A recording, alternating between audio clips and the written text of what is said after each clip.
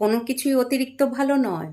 যেমন আপনি অতিরিক্ত ভালোবাসলে সহজেই দুঃখ পাবেন, অতিরিক্ত গুরুত্ব দিলে গ্যারেন্টিড হেলাফেলা পাবেন, অতিরিক্ত বিশ্বাসে বিশ্বাসঘাতকতা জুটবে কপালে, অতিরিক্ত সহজলভ্য হলে সর্বদা মূল্যহীন হবেন, অতিরিক্ত ভালো হলে সবার কাছে ব্যবহৃত হবেন, অতিরিক্ত সহজ সরল হলে এই গোলকে আপনি একটার পর একটা ধাঁধা পাবেন, অতিরিক্ত নরম হলে আপনাকে ঘাসের মতো মাড়িয়ে দেওয়া হবে, অতিরিক্ত মিশুকে হলে ব্যক্তিত্বহীন হবেন।